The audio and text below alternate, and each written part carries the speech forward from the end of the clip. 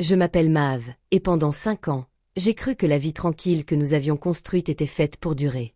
Ce mardi soir-là, j'étais debout à la fenêtre de la cuisine de notre bungalow de style Craftsman à Asheville, regardant les derniers rayons du soleil disparaître derrière les contreforts des Blue Ridge Mountains, quand Nathan a posé sa tasse de café avec une assurance calculée et a prononcé les mots qui ont tout changé. Je retourne vivre avec Brooke pour m'occuper d'elle pendant sa convalescence. Tu comprendras un jour. La phrase a résonné entre nous comme une pierre jetée dans l'eau calme. J'ai senti une vague me parcourir la poitrine, mais je n'en ai rien laissé paraître. Au lieu de cela, je me suis tournée lentement, tenant toujours le torchon, et j'ai croisé son regard. Il était déjà sur ses gardes, les épaules droites, la mâchoire serrée, prêt à déchaîner la tempête qu'il avait sans doute répétée mentalement. Des larmes, des questions, peut-être une voix qui s'élevait. Il a finalement entendu quelque chose de plus calme. Bien sûr, ai-je dit. Ce simple mot a semblé le déconcerter plus que n'importe quel cri. Ses sourcils se sont froncés. Il a ajusté ses lunettes, celles qu'il ne portait que lorsqu'il était nerveux. J'observais les petits signes que j'avais appris à connaître depuis plus de 5 ans. La façon dont son pouce gauche caressait l'alliance en or simple à sa main droite, le léger transfert de poids d'un pied à l'autre. Il s'attendait à de la résistance. Je l'ai rassuré. Je l'ai même aidé à faire sa valise. Ce soir-là, après qu'il eut disparu sous la douche, j'ai ouvert sa valise sur notre lit, la même valise rigide que nous avions fermée ensemble avant notre lune de miel dans les Smoky Mountains. L'étiquette indiquait toujours « Monsieur et Madame Nathan, l'aventure commence ». J'ai plié ses chemises avec la précision chirurgicale que ma mère m'avait apprise à 12 ans. J'ai rangé ses chaussettes en rangées impeccables, glissé dans les flacons de médicaments pour sa tension. Chaque geste était délibéré, chaque pli net. Si je devais envoyer mon mari chez une autre femme, je le ferais à la perfection. Pendant que l'eau coulait, je me suis dirigée vers sa table de chevet. Son ordinateur portable était ouvert, écran noir mais non verrouillé. Nathan ne se souvenait jamais des mots de passe, même après des années à les lui rappeler. Un simple effleurement du pavé tactile, et la boîte de réception s'illumina. En haut, une conversation avec Brooke Ellis remontait à 2 mois. Objet, préparatif post-opératoire. Je cliquai. Le message le plus récent était d'elle. Envoyé la veille au soir, pendant que je dormais à ses côtés. J'ai tellement hâte de te revoir, Nat. On dirait qu'on a enfin une seconde chance. Une fois que tu seras installé, on verra bien où ça nous mènera. Sa réponse, horodatée 11 minutes plus tard. Mav ne s'y opposera pas si on s'y prend bien. Elle est trop polie pour paraître indifférente à la maladie de quelqu'un. Crois-moi, trop polie. Après 5 ans de mariage, 5 ans de listes de courses partagées, de matins paisibles sur la balancelle, de discussions nocturnes sur l'avenir qu'on était censé construire. C'était le mot qu'il avait choisi. Ni gentil, ni affectueux, juste poli, comme si j'étais une voisine qui tiendrait la porte au lieu de la claquer. Je remontais la conversation. Il s'organiserait en fonction de mon emploi du temps. Aux alentours de notre voyage d'anniversaire, j'avais déjà réservé un séjour dans la région viticole de Virginie. La semaine même où le lancement de mon plus gros projet client allait me clouer à mon bureau, on m'avait programmé ma peine de cœur comme un rendez-vous chez le dentiste. L'eau de la douche s'est coupée. J'ai fermé l'ordinateur portable, repris mon pliage de papier, et quand Nathan est apparu, enveloppé dans une serviette, les cheveux encore mouillés, je lui ai demandé s'il voulait des œufs brouillés pour le petit déjeuner du lendemain matin. Il m'a regardé comme si je lui avais parlé une langue étrangère. « Tu es vraiment d'accord avec ça ?» a-t-il demandé d'une voix douce, teintée peut-être de culpabilité ou de soulagement. Je n'arrivais plus à savoir. J'ai esquissé un petit sourire régulier, celui que j'avais travaillé devant le miroir pendant les jours difficiles, bien avant de le rencontrer. « Je soutiens ton choix, ai-je dit. C'est ce que font les partenaires. » Il a expiré, visiblement plus léger. « Tu es formidable, Matt. Peu de femmes seraient aussi compréhensives. » Je me suis détournée pour qu'il ne voie pas mon visage. « Formidable. » Un autre mot qui commençait à sonner comme une insulte. Plus tard, après qu'il se soit endormi de son côté du lit, je suis restée éveillée, les yeux fixés sur les poutres du plafond que ma grand-mère avait tant aimées. Cette maison lui avait appartenu en premier, et elle m'avait été léguée à sa mort, sans aucune dette. Pas d'hypothèque, aucune réclamation de qui que ce soit. Nathan n'avait jamais déboursé un centime. Il l'avait appelée notre maison pendant des années. Ce soir-là, j'avais l'impression de la retrouver pour la première fois. Je n'ai pas pleuré. Je n'ai pas crié. J'ai simplement décidé, dans l'obscurité, que j'en avais fini d'être l'épouse polie qui facilitait tout pour les autres. Le lendemain matin, je l'ai conduit à l'appartement de Brooke, dans le quartier calme. J'ai rempli la glacière de repas que j'avais préparés, soupe au poulet, lasagne, un bocal de tisane étiquetée, guérison et nouveau départ. J'ai monté une valise sur le perron tandis qu'elle se tenait sur le seuil, vêtue d'un ensemble de soie, l'air étonnamment bien pour quelqu'un qui devait subir une opération importante. « Merci, Maeve, dit-elle d'une voix douce et posée. Peu d'épouses seraient aussi attentionnées. Je lui ai tendu la glacière. On fait tout ce qu'on peut, ai-je répondu. En démarrant, Nathan m'a salué depuis le perron, l'air de quelqu'un qui croyait entrer dans une nouvelle ère. Je lui ai rendu son salut. Puis j'ai roulé 2 rues jusqu'au Perche Café. Je me suis garé à l'ombre et j'ai ouvert mon ordinateur portable. C'est à ce moment-là que j'ai su que quelque chose avait changé. Pas chez lui, chez moi. Le trajet du retour depuis Brock's condo m'a paru interminable, bien plus long que les 20 minutes qu'il a duré. Les routes de montagne serpentaient entre les chênes et les conifères. La lumière de janvier était ténue et pâle, tout réduit à l'essentiel. Je gardais les 2 mains sur le volant, respirant calmement, laissant le silence m'envelopper comme un manteau dont j'ignorais l'existence. En entrant dans le bungalow, la maison m'a accueilli avec le même léger craquement du plancher que d'habitude. Mais sans le bruit des clés de Nathan sur le bol près de la porte, sans son bourdonnement lorsqu'il consultait son téléphone, le silence était différent, plus pur, presque chargé d'attente. Je suis resté un long moment dans la cuisine, à contempler l'îlot en granit où il m'avait fait sa déclaration la veille au soir. L'endroit où sa tasse avait reposé était encore chaud, comme mon thé de tout à l'heure. Je l'ai essuyé quand même. Sarah m'a appelé pendant que je rinçais la cafetière. Ma meilleure amie depuis la fac, infirmière en chirurgie à l'hôpital là-haut sur la crête, a un don pour sentir les ennuis. Je viens de voir son planning, a-t-elle dit sans préambule. Brooke Ellis, augmentation mammaire esthétique, pas de réparation nerveuse, rien d'urgent. Elle prépare ça depuis des mois. Je me suis appuyée contre le comptoir, sentant la fraîcheur du bord contre mes paumes. Je m'en doutais, ai-je répondu. Elle paraissait étonnamment reposée pour quelqu'un qui allait subir une opération aussi importante. Sarah a expiré bruyamment. Maeve. Il va emménager chez elle pendant 6 à 8 semaines. Il a dit quelque chose comme ça. Un silence. Tu as l'air calme. Je suis calme, lui ai-je dit. Et étrangement, c'était vrai. Ce calme n'était pas de l'engourdissement. C'était ce sentiment qu'on éprouve quand on cesse enfin de faire semblant que les pièces du puzzle s'emboîtent. Elle ne s'était jamais emboîtée. Pas vraiment. Après avoir raccroché, j'ai rouvert l'ordinateur portable. Cette fois, je ne me suis pas contentée de consulter mes emails.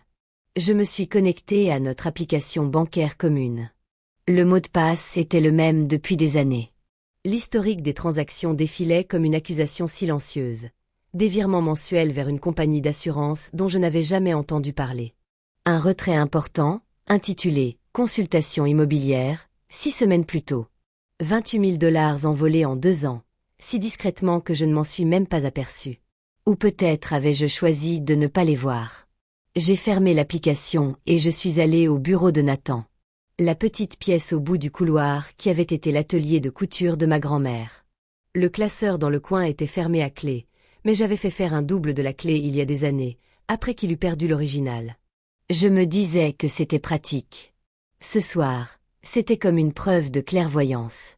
Le tiroir du bas s'est ouvert. Derrière de vieux dossiers fiscaux et des manuels d'utilisation, un dossier plus fin attendait. Du papier plus récent, moins poussiéreux. Je l'ai porté jusqu'au bureau. Premier document, une police d'assurance vie sur Brooke Ellis, souscrite 2 ans auparavant. 450 000 $. Nathan était désigné comme seul bénéficiaire. Les primes correspondaient au virement manquant de notre compte. Deuxième document, un acte de cession rapide signé 6 semaines auparavant, transférant une partie de son appartement à Nathan. Une contrepartie, des soins et un soutien futur. Je suis resté immobile. Les papiers étalés devant moi comme des preuves dans un procès auquel je n'avais pas demandé à assister. Mon pouls ne s'est pas accéléré. Au lieu de cela, j'ai ressenti une expansion froide et claire dans ma poitrine. Le moment où la douleur se cristallise en quelque chose de plus dur, de plus utile. J'ai photographié chaque page avec mon téléphone. 23 photos au total. Puis j'ai remis le dossier exactement comme je l'avais trouvé. J'ai verrouillé le tiroir et je suis descendue faire de la soupe. Ce soir-là, j'ai préparé la première fournée de plats surgelés, du poulet aux légumes, portionné et étiqueté. J'ai infusé le thé. Du gingembre pour l'inflammation. De la camomille pour apaiser. Une touche de lavande. Rien de nocif, juste une attention bienveillante. J'ai rempli un bocal en verre, j'y ai noué un ruban et j'ai écrit, de ma main soignée, pour la guérison et un nouveau départ. Quand Nathan m'a envoyé un texto tard dans la nuit. Merci encore pour ta compréhension et ton installation. Elle se repose. J'ai répondu par un simple émoji cœur. Puis j'ai éteint mon téléphone et me suis assise sur la balancelle de la véranda, enveloppée dans la courte pointe tricotée par ma grand-mère. L'air nocturne embaumait le pain et une lointaine odeur de fumée de bois. Je me berçais doucement, savourant le calme qui était désormais tout à moi. Avec le recul, je réalise que c'était la première vraie fissure. Non pas dans notre mariage, mais dans cette version de moi-même qui croyait que la politesse me protégerait toujours. La politesse lui avait permis de faire des projets pendant des mois, tandis que je planifiais notre anniversaire. La politesse lui avait permis de me traiter de trop poli en privé, alors qu'il me souriait à table. La politesse m'avait réduite au silence quand j'aurais dû poser des questions il y a des années. Je n'allais plus être polie. J'allais être précise. Le lendemain, j'ai appelé ma mère. Elle a répondu à la deuxième sonnerie, la voix chaleureuse mais tranchante, comme lorsqu'elle sentait que quelque chose n'allait pas. « Tout va bien, ma chérie. » Je lui ai dit que Nathan aidait Brooke à se rétablir. J'ai gardé un ton léger, admiratif. N'est-ce pas noble de sa part? Un silence pesant s'est installé. 3 secondes. 4. Maman Marie, a-t-elle fini par dire, utilisant mon deuxième prénom comme elle le faisait quand j'étais adolescente, prise en flagrant délit de mensonge. Que fais-tu vraiment? J'ai souri au téléphone, soutenant la décision de mon mari. Elle a émis un petit son, mi-soupir, mi-rire entendu. Appelle-moi si tu as besoin de moi, n'importe quand, jour et nuit. Je le ferai, maman. J'ai raccroché et suis retournée à la cuisine. La glacière était prête sur le comptoir, pour le départ du lendemain. Tout était étiqueté, tout était à sa place. C'est à ce moment-là que le plan a commencé à se dessiner. Non pas sous l'effet de la colère, mais d'une force plus calme et plus certaine. Je n'allais pas me battre pour un homme qui était déjà parti. J'allais m'assurer que tout le monde voit exactement qui il avait choisi de devenir. Le bungalow semblait plus grand sans lui. Pas vide, jamais vide, pas avec la lumière oblique du soleil de l'après-midi filtrant à travers les hautes fenêtres que ma grand-mère avait choisies, mais spacieuse au point de faire résonner le moindre bruit. Le tic-tac de l'horloge de parquet dans le couloir, le doux cliquetis de la chaîne de la balancelle sous la brise, le léger craquement du plancher sous le poids de la fraîcheur extérieure. J'ai passé ma première journée entière seule, à déambuler lentement dans la maison, à toucher des objets que je ne m'étais pas autorisée à remarquer depuis des années. La courte pointe drapée sur l'accoudoir du canapé, cousue à la main lors des longues soirées d'hiver où ma grand-mère me racontait des histoires de femmes qui avaient reconstruit leur vie après le départ des hommes qui leur avaient promis l'éternité. L'étagère de ce qui avait été le bureau de Nathan, désormais simple salle de lecture, où mon roman trônait à côté des livres de gestion qu'il n'avait jamais terminés.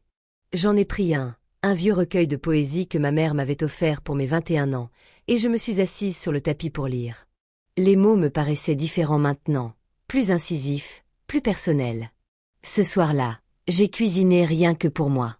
Un simple curry de légumes, parfumé au cumin et au gingembre, le genre que Nathan avait toujours trouvé trop épicé. Je mangeais à la table de la cuisine, la fenêtre ouverte sur la fraîcheur de la montagne, bercée par le ululement lointain d'un hibou. Pas de télévision, pas de notification, juste le rythme paisible de ma respiration et le doux cliquetis de la cuillère contre le bol. Pour la première fois depuis des années, ce repas avait le goût du mien. Je repensais à l'assurance vie. 450 000 $. Une somme aussi importante aurait dû me bouleverser. De la rage, de la trahison, de la terreur. Au lieu de cela, j'éprouvais un sentiment de confirmation. Il n'était pas simplement parti.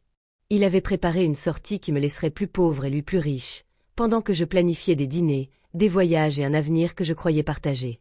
La cession rapide de l'actif était pire encore, dans sa discrétion.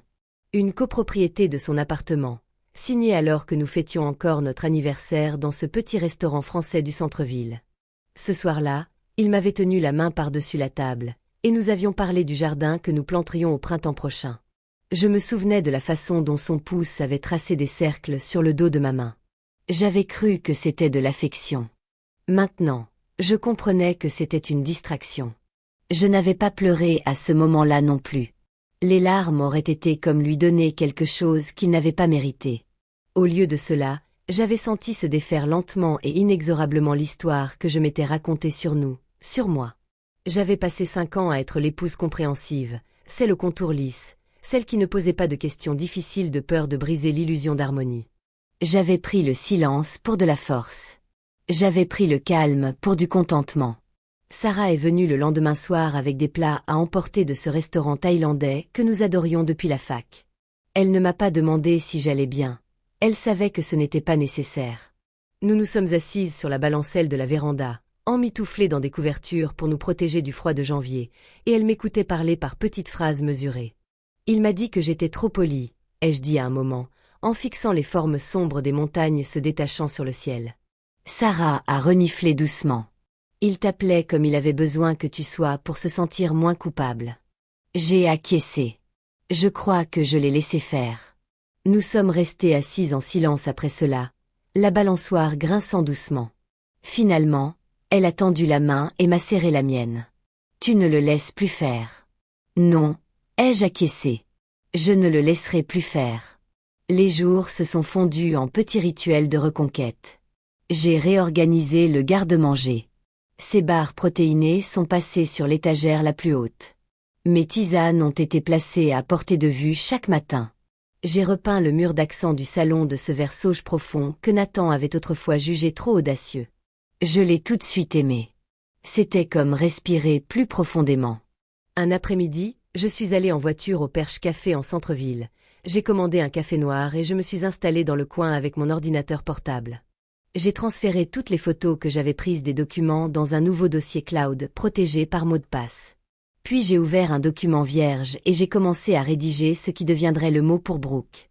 Je l'ai d'abord écrit à la main sur du papier à lettres crème que j'avais acheté spécialement pour cela, en modifiant légèrement mon écriture habituelle pour le rendre anonyme. Les mots étaient mesurés, factuels, d'une précision presque douce. Brooke, sache que Nathan a souscrit une assurance vie de 450 000 $ à ton nom il y a 2 ans, payée sur les biens matrimoniaux. Avec un récent transfert de propriété, cela crée une situation financière intéressante.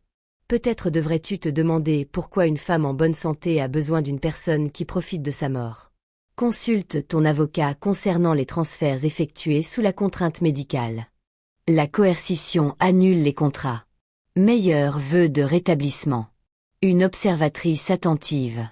J'ai scellé l'enveloppe, écrit son nom en lettres capitales dessus et l'ai glissé dans mon sac. Je n'éprouvais aucun sentiment de triomphe. J'étais épuisée, profondément épuisée de porter des secrets qui n'étaient pas les miens. Cette nuit-là, j'ai dormi au milieu du lit pour la première fois. Les bras et les jambes écartés comme une étoile de mer, occupant tout l'espace, sans que personne ne ronfle, sans que personne ne se retourne sans cesse, sans réveil matinal pour aller faire du sport. Il partirait au bout de 3 semaines. Les draps sentaient seulement la lavande et moi. Je me suis endormie en écoutant le vent souffler dans les pins dehors. Et pour la première fois depuis des mois, je n'ai rien rêvé du tout. Au réveil, le lendemain matin, le plan avait disparu. Il était terminé. Il ne restait plus que la livraison. Je me suis levée avant l'aube. La maison était encore plongée dans l'obscurité. Seule une faible lueur argentée filtrait le long de la crête orientale, là où le soleil se lèverait. J'ai suivi ma routine habituelle. Du yoga sur le tapis du salon. La posture du guerrier, maintenue longuement, ma respiration attentive à la tempête intérieure qui grondait en moi. Puis un café, noir et corsé, dans une tasse délicate peinte en rose que Nathan avait un jour qualifiée de capricieuse. J'ai siroté lentement, observant la vapeur s'élever, sentant le poids de l'enveloppe dans mon sac comme une promesse tenue.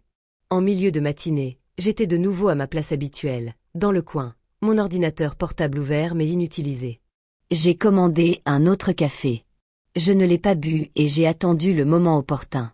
Vers 15 heures, lorsque la lumière s'est teintée d'or et que les rues se sont remplies de gens promenant leurs chiens et poussant des poussettes, j'ai quitté le café et parcouru à pied la courte distance qui me séparait du lotissement Brox-Gated. Pas de voiture cette fois, plus discrète. Je n'avais que mon sac et l'enveloppe en papier craft, scellée et adressée. Les boîtes aux lettres, en métal noir ornées de drapeaux rouges, se dressaient en rang impeccable à l'entrée de son impasse. J'attendis qu'un jogger passe, puis une femme avec une poussette. Quand le passage fut libre, je glissai l'enveloppe dans la boîte de Brooke et sentis le bruit sourd de son atterrissage parmi les catalogues et les factures. Je ne m'attardai pas. Je fis demi-tour et rebroussai chemin, me fondant dans le flot des passants de l'après-midi, une habitante comme les autres profitant de l'air frais de la montagne. Le trajet du retour fut silencieux, tous les feux étaient verts, la radio éteinte. Je me laissai bercer par le silence. Ce soir-là, je me versai un verre du Malk que Nathan gardait pour une occasion spéciale. Debout dans la cuisine, verre à la main, je contemplais cet espace qu'il avait toujours trouvé trop encombré. Ce soir-là, les plans de travail étaient dégagés, les pots à épices bien alignés, mes ustensiles préférés, mixeurs plongeants, robots pâtissiers vintage exactement à leur place. J'ai bu lentement, savourant les notes profondes et sombres. Puis j'ai réorganisé le garde-manger une dernière fois, reléguant ses céréales préférées tout au fond et plaçant les miennes devant. De petits gestes, délibérés, les miens. J'ai de nouveau dormi profondément, étendu de tout mon long sur le lit, ne me réveillant qu'au chant du premier oiseau, juste après l'aube. L'appel est arrivé vers 11 heures le lendemain matin. Le nom de Nathan s'affichait sur l'écran. J'ai laissé sonner 2 fois avant de répondre. « Mav », dit-il d'une voix aiguë et fluette. Rien à voir avec le calme et la certitude qu'il avait en partant. « Je dois rentrer. Tu peux. Oh, tu peux venir me chercher ?» Je suis resté à la fenêtre, observant la lumière jouer sur le parquet. Que s'est-il passé? Elle m'a enfermé dehors. Mes sacs sont sur la pelouse. Elle menace d'appeler la police. Elle a trouvé des documents. Elle pense que j'essaie de... Il s'est interrompu, le souffle court. Elle pense que je veux son argent. C'est dingue. Les antidouleurs doivent lui monter à la tête. J'ai gardé un ton égal. Des papiers. Un truc avec une assurance. Elle hurle qu'elle est victime d'une fraude. Les voisins nous dévisagent. S'il vous plaît, ne vous pressez pas. J'ai pris mes clés. J'arrive. Le trajet a duré 18 minutes. J'aurais pu aller plus vite, mais j'ai conduit prudemment, essayant de me calmer dans le rétroviseur. Inquiétude, confusion, l'épouse, toujours prête à aider. Quand je suis arrivé dans sa rue, la scène était presque théâtrale. Nathan était assis sur une valise au bout de l'allée, les épaules voûtées, les cheveux en bataille, sa chemise impeccable repassée, froissée et humide de sueur nerveuse. 2 voisins faisaient semblant de relever leur courrier, les yeux rivés sur lui. Par la fenêtre de l'appartement, Brooke collait son téléphone à son oreille, gesticulant vivement. Pas de pyjama en soie aujourd'hui. Des vêtements normaux, pas de fausse invalidité, juste de la fureur. Je me suis garé et je me suis approché lentement. « Nathan », ai-je dit assez fort pour que tout le monde puisse entendre. « Qu'est-ce qui s'est passé ?» Il s'est levé trop vite, manquant de trébucher. Elle est devenue folle. Il y a 1 minute, tout allait bien. Le dîner, un film. Ce matin, elle a reçu le courrier et a piqué une crise. Elle a jeté mes affaires dehors. Elle m'a traité d'escroc. J'ai ramassé un sac. On charge ça dans la voiture. On a chargé rapidement. Il jetait sans cesse des coups d'œil à la maison, sursautant quand la porte d'entrée s'entr'ouvrait puis claquait. Au moment de démarrer, il se frottait le visage. Elle allait bien hier soir, répétait-il. Et puis le courrier. Un truc avec l'assurance et l'acte de propriété. Elle croit que je veux lui faire du mal pour l'argent. Jamais de la vie, Nat, tu le sais. Bien sûr, dis-je doucement. Ça doit être les médicaments. Certaines personnes réagissent mal. Il s'empara de l'explication. C'est ça. Les pilules. Elle en prenait tellement. J'ai hoché la tête et me suis inséré sur la route principale. Elle se calmera une fois que l'effet sera passé. Il s'est enfoncé davantage dans le siège, plus petit que je ne l'avais jamais vu. Nous sommes arrivés à la maison en silence. Madame Delaney est apparue presque aussitôt avec Rusty, son arrivée étant parfaitement synchronisée. Mav. Nathan, l'appelait-elle, la voix pétillante de curiosité. Il y a eu du remue-ménage chez les Ellis ce matin, paraît-il. Nathan se raidit. Je lui touchai légèrement le bras. Un simple malentendu, Madame Delaney. Elle hocha la tête, les yeux brillants. Bien sûr, ma chérie. Ce genre de choses se passe en privé. Il se dirigea droit vers la chambre. Par réflexe, puis s'arrêta sur le seuil. Mes vêtements ne sont pas là. Ils sont dans la chambre d'amis, dis-je en sortant un dossier de mon sac. Il faut qu'on parle. Il s'assit à la table de la cuisine, figé comme une statue. J'étalai lentement le contenu du dossier. Les papiers du divorce, le rapport d'expertise comptable, les relevés bancaires, la police d'assurance, les photos de l'acte de propriété. 23 pages d'un désespoir silencieux. Son visage passa par la confusion, le choc, la colère, puis une expression de désespoir. Où as-tu trouvé ça? Dans ton classeur. Celui que tu croyais privé. Tu as tout manigancé, murmura-t-il. Les cartons m'ont poussé là-bas, l'enveloppe. Je me suis assuré que Brooke ait toutes les informations, dis-je. De la même manière que tu t'es assuré que je n'en ai pas. Son téléphone vibra. Il regarda l'écran. Le message de Brooke circulait déjà. Photos des documents, capture d'écran de mai, commentaires afflués d'amis, de collègues, de voisins. Sa réputation se brisait en temps réel.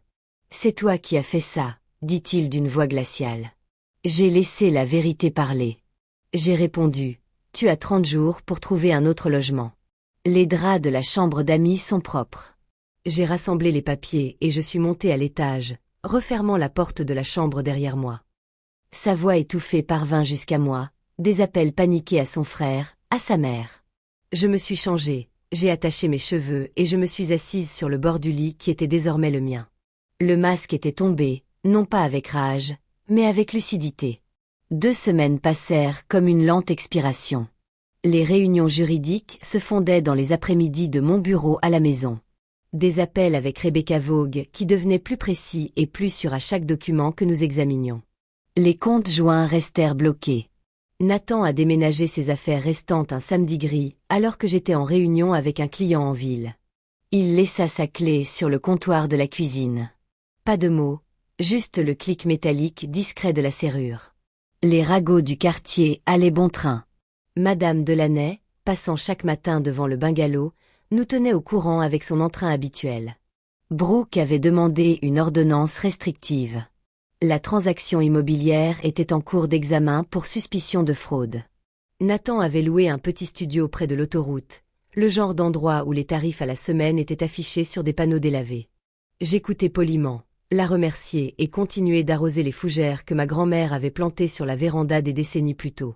Ma mère arriva à l'improviste 3 semaines plus tard, portant sa fameuse soupe au poulet dans une lourde cocotte en fonte et arborant l'air sévère qu'elle réservait au moment où il fallait agir sans broncher. Elle entra avec son double des clés, posa la cocotte sur le feu sans demander la permission et me trouva recroquevillé dans le salon de lecture avec un livre que je ne lisais pas vraiment. « Tu as l'air mince, dit-elle, sa salutation habituelle. Peu importe mon poids, je mange bien, maman. » Elle fit chauffer la soupe pendant que je mettais la table. Nous avons continué à manger au même rythme qu'avant, elle remuant la vaisselle, moi préparant les couverts et les serviettes. Nous avons mangé dans un silence agréable pendant plusieurs minutes avant qu'elle ne reprenne la parole. Ton père n'était pas mon premier mari. La cuillère s'est arrêtée à mi-chemin de ma bouche. En 32 ans, elle n'en avait jamais parlé. Il s'appelait Richard, poursuivit-elle d'une voix assurée, charmante, ambitieuse, tout ce qu'une jeune femme pouvait désirer. Nous nous sommes mariés à 23 ans. 3 ans plus tard, j'ai découvert qu'il utilisait mon fonds fiduciaire pour ouvrir une boutique pour sa petite amie. Il m'avait convaincu d'y apposer son nom partout. Il disait que c'était ce que faisaient les couples mariés. J'ai posé la cuillère délicatement. Maman, le matin où j'ai découvert la vérité, j'ai eu envie de brûler ses vêtements sur la pelouse. De hurler devant ses collègues. De faire en sorte que le monde entier sache quel genre d'homme il était. Elle leva les yeux vers moi. Mais je ne l'ai pas fait. J'ai tout consigné discrètement, méticuleusement. Puis je lui ai signifié les papiers du divorce lors de l'inauguration de la boutique, devant les investisseurs, les fournisseurs, sa petite amie. L'endroit a fermé ses portes 6 mois plus tard. Il a déménagé dans l'Ohio. Il est devenu vendeur de voitures d'occasion. À ma connaissance, c'est son 3e mariage. Elle a tendu la main par-dessus la table et a pris la mienne. J'ai rencontré votre père 2 ans plus tard. À ce moment-là, je savais faire la différence entre le charme et le caractère. Ces mots m'ont enveloppé comme une couverture par une nuit froide. Ma mère, celle qui m'a appris à plier les draous à la perfection, celle qui ne sortait jamais sans rouge à lèvres, avait emprunté ce chemin avant moi. Elle comprenait le poids des décisions prises en silence. Elle savait que la justice la plus profonde se manifeste souvent sans bruit. Plus tard dans la soirée, un courriel est arrivé d'une adresse inconnue, sans objet, de Brooke Mave. Je ne vous insulterai pas avec des excuses ou des justifications. Nous savons toutes les deux ce que je voulais faire, mais vous avez empêché quelque chose qui aurait pu être catastrophique. L'assurance, l'acte de propriété. Mon avocat a dit que cela aurait pu très mal tourner s'il était resté. J'ai tout rendu public, non pas pour créer un drame, mais pour avertir les autres. Nathan est un prédateur qui porte un masque agréable. Merci de l'avoir fait tomber. Je déménage au Colorado le mois prochain. Nouveau départ, Brooke. Je l'ai lu 2 fois, puis je l'ai supprimé. Pas besoin de répondre. Nous n'allions pas devenir amis, liés par des cicatrices communes. Nous étions simplement 2 femmes qui avions appris à leurs dépens la différence entre les promesses des hommes et leurs véritables intentions. 6 mois plus tard, le bungalow accueillit son premier dîner depuis des années. Sarah était venue avec son nouveau petit ami, un pédiatre qui riait à ses blagues et la regardait comme si elle était la seule personne au monde. Megan arriva avec son mari et une bouteille de vin trop cher pour l'occasion, mais parfaite pour célébrer la liberté. Même Madame Delaney était là, régalant tout le monde d'anecdotes du quartier tout en faisant semblant de ne pas avoir été mon informatrice discrète. La maison semblait plus légère. J'avais repeint les murs avec des couleurs que Nathan jugeait trop vives, accroché des œuvres d'art qu'il considérait comme trop modernes, transformé son ancien bureau en une salle de lecture tapissée de livres du sol au plafond. Chaque recoin reflétait des choix qui n'appartenaient qu'à moi. Maria leva son verre après le dîner. À Maeve, qui nous a montré que parfois, la meilleure réponse à la trahison est la vengeance. C'est une révélation. Nous avons trinqué. Le son résonnait clairement dans le calme ambiant.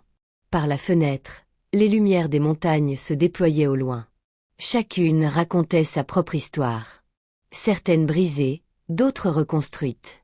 Quelque part en ville, Nathan apprenait à ses dépens qu'une réputation, une fois ruinée, ne se répare pas avec des explications. Sa carrière professionnelle s'était essoufflée. Les opportunités s'étaient raréfiées. Brooke était bel et bien parti pour le Colorado, son appartement n'offrant plus ni profit ni espoir pour les projets de quiconque. Plus tard, seul dans la cuisine, lavant des verres à vin à la main, j'ai ressenti le simple réconfort du rituel. La maison était silencieuse, mais pas solitaire.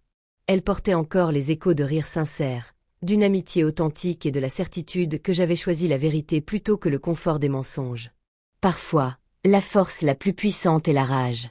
C'est s'assurer que la vérité éclate au grand jour et avancer ensuite vers la vie à laquelle on a toujours été destiné. Merci de m'avoir accompagné sur ce chemin. Chaque histoire nous rappelle que la force se cache souvent derrière le chagrin. Si celle-ci vous a touché, restez avec nous, car chaque histoire révèle une nouvelle vérité du cœur humain. N'oubliez pas d'aimer, de vous abonner et de partager pour que davantage d'histoires comme celle-ci puissent atteindre les personnes qui en ont le plus besoin.